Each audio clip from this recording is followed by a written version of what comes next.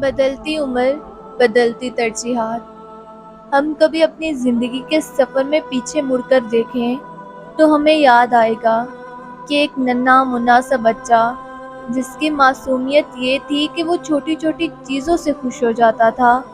اس کے کھلونوں کی تعداد تھوڑی تھی مگر پھر بھی وہ ان سے راضی تھا۔ اگر کھلونا گم جاتا تو چند گھنٹوں بعد وہ مکمل طور پر بھول جاتا اور ایک نئی دنیا میں گم ہو جاتا۔ اس سے کوئی لالچ نہیں تھا، حرص نہیں تھا۔ اس کی خوشی یہ تھی کہ بڑی عید آ رہی ہے۔ اس کی خوشی یہ تھی کہ نیا جوڑا بن گیا ہے۔ اس کی خوشی یہ تھی کہ نئے کھلونے مل گئے ہیں۔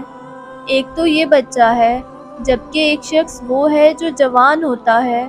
ایک وہ شخص ہے جو جوان ہو کر بوڑھا ہو جاتا ہے، اور ایک وہ شخص ہے جو بوڑھا ہو کر مر جاتا ہے۔ عمر کے بدلنے سے اپنے اندر کی تبدیلی کو دیکھیے تو وہ دراصل انتخاب کی تبدیلی نظر آتی ہے۔ ہم نے ہر دور میں انتخاب سے ظاہر کیا کہ ہماری عمر کیا ہے۔ اگر آج بھی کسی بوڑھے شخص کا انتخاب کھلونے ہوں تو لوگ کہیں گے کہ یہ بچہ ہے، یہ بڑا ہی نہیں ہوا۔ یعنی انتخاب اس بات کا اظہار ہے کہ یہ اپنی عمر میں کہیں پیچھے رہ گیا ہے۔ اس کی عمر تو بڑھ گئی ہے لیکن ذہنی طور پر کچھ چیزیں پیچھے رہ گئی ہیں۔ اگر دو مختلف اوقات میں اپنے کیے ہوئے انتخاب پر نظر دوڑائیں تو پچھلا انتخاب ہمیں حماقت لگتا ہے۔ ہماری زندگی کے بے شمار ایسے واقعات ہوتے ہیں کہ جب کبھی ہمارے سامنے ان کا ذکر ہوتا ہے تو ہمیں شرم آ جاتی ہے، اس لیے کہ وہی ہماری ذات کا حصہ ہے جو پیچھے کہیں کٹ گیا تھا اور آج اس کو ماننے اور سننے کے لیے بھی ہم تیار نہیں ہیں۔ ہمارے چوہے۔ سوال یہ ہے کہ کیا وہ اصل تھا؟ تو جواب ہے نہیں۔ کیا اگلا مرحلہ اصل ہے؟ جواب ہے نہیں۔ ہم لمحہ موجود کے سوا کسی لمحے کو مانتے ہی نہیں ہیں۔ ہم سمجھتے ہیں کہ ہم جس شعور کی حالت میں موجود ہیں یہی میں ہوں اور یہی درست ہے۔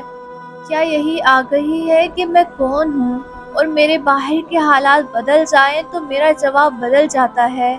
یہ کیا بات ہوئی کہ تھوڑے سے حالات بدلنے سے اتنی بڑی تبدیلی آ جائے کہ ہم موسیٰ سے فرعون بن جائیں؟ جنگل میں بلی تقریر کر رہی تھی۔ تمام جانور سن رہے تھے کہ اسی دوران اس کے آگے سے چوہا گزرا۔ بلی نے تقریر چھوڑ دی اور چوہے کے پیچھے بھاگ گئی۔